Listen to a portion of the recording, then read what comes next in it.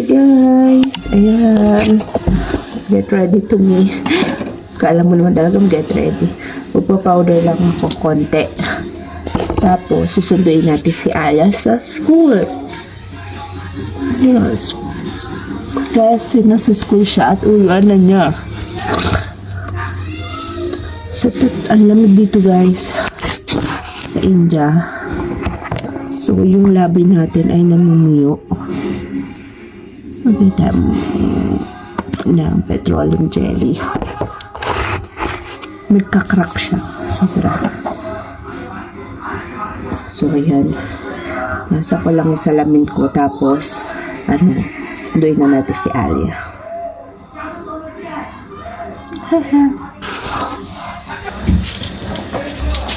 Sobrang init.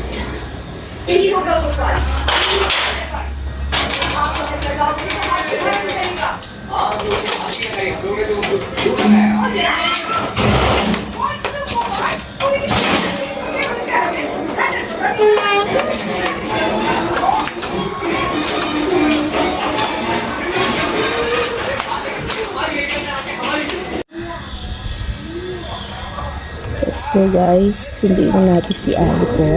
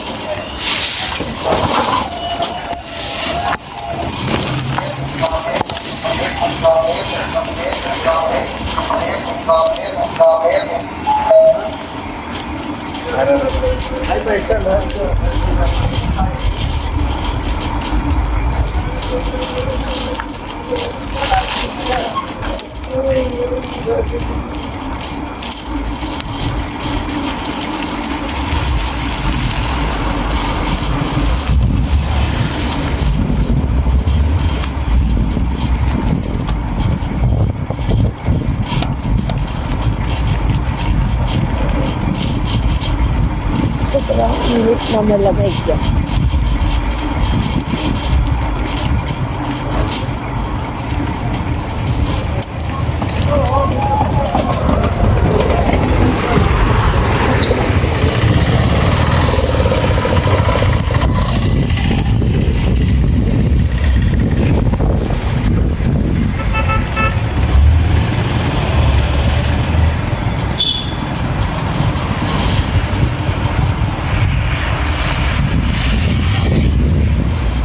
Guys, dito ang school pa kaya.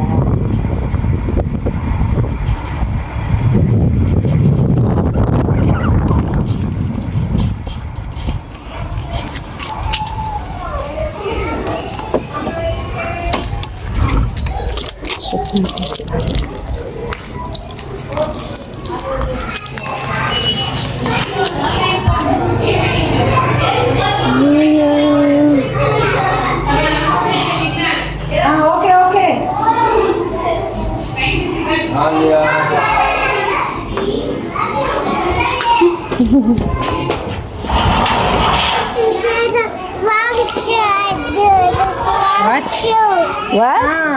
First time wrong with your shoes. Good now, before it's wrong. Ayun, Ayan. Say bye-bye to auntie. Bye-bye to auntie.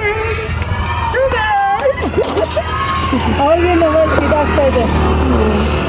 Okay, bye-bye. Bye-bye. Early coming, okay? Smiling with you, okay? Oh, bye-bye. Wait, ma'am.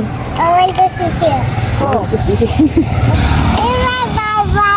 Bye-bye. Bye.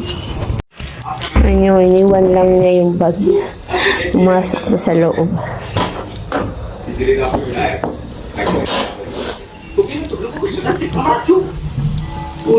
Alia? What you did today in the school?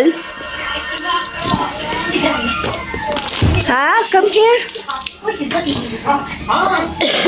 What you did today in the school? Ew, ew. Tsura ng bata, oh. Ew, ew. What you did today in the school?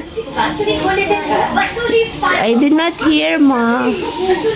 Everyday tinatanong ko siya anong ginawa niya sa school. Guys, sinabig nagluto ng moton. Wow, fried moton. Favorite. This is my favorite. Manghang na para siyang hamonado sa atin. This rice. Tapos dal. Ito ay dal. Mainit, di ko maupo. Kakain muna kami ng lunch. Ayun ang food namin. Kain na tayo, guys. Kay Nabit. Si Alia ayaw pa niya kumain. Hey guys, after namin kumain, ayan, bagsak. Nakatulog. Pagod siguro sa school, kalalaro. Ganyan naman siya eh. Tapos kumain kami. Konti lang naman yung nakain niya. Kasi busog daw siya. Dahil nga may baon nga siya, diba, na lunch. Kumakain sila ng lunch sa school. So yung kaya konti lang din yung nakain niya kanina. Pero okay na yung mga 5 spoon ng rice. Kasi busog nga siya. Mamaya na lang siya ulit kumakain pagka nagigising siya ng nap time. Ng nap time na. Ngayon tulog na tulog. Umalis na pala si Nabit. Pumasok, nagtrabaho na siya ulit. Ganoon naman kasi yung nagiging routine ni Nabit ngayon. Aalis siya ng 6 a.m. Pupunta siya ng gym. Tapos pabalik siya ng 7. Kakain ng breakfast. Magliligo. Tapos 8. Aalis na yan. Mag-work na siya sa labas. Tapos babalik siya ulit dito ng 1. Minsan maaga, mga 12:30, bumabalik na siya. Pag may gusto siyang lutuin na lunch. Tapos, pero pinakamadagal niyang inuuwi minsan, alas 2 ng hapon. Minsan nga hanggang hapon na, hanggang, hindi na yung kumakain ng lunch dito. Sa na siya lang kumakain sa labas, babalik na siya ng mga 6 p.m. gano'n. Pero pagka bumabalik siya ng tanghali, kumakain siya dito. Tapos aalis siya ulit ng mga ganitong oras, mga 2:30 ganyan. Aalis siya. Babalik na yan ng mga 6 o'clock ng gabi o kaya 7 p.m. Tapos magdi-dinner. Maaga talaga kami nagdi-dinner, guys. 7 p.m. Pero usually dito sa India, ang mga dinner ng mga Indian is 10 p.m. So, ayun na, guys. Mag-i-sleep muna kami, pahinga. Tapos tingnan natin kung may ganap tayo mamaya pag gising ni Alia. Kasi may hilig to mag-as ng labas, gala, ganun. Diyan lang naman sa labas, walking. Kasi nakaka-board din dito eh. So, yun na nga. Mamaya na lang ulit, guys. Yan, guys. At natulog nga kami. Tapos, anong oras na? Kanina, dumating si Nabit ng mga 6:30. Tapos, may pasalubong siya na naranggi or orange. Say hi na. Nagkakalat na naman po siya doon. Daddy, save the baby. Baby. Kakalat na naman po siya. Para sala. Napakadami na naman po ng kalat, guys. So, ito ang pasalubong ng aking asawa. Kasi, masama kasi yung pangaramdam ko. 1 week na ako may sakit. Ngayon, okay naman na. Pero, yung boses ko, tsaka yung ubo ko, andun pa din. So, sabi ko, bili siya ng orange or naranggi, ang tawag nila. The baby.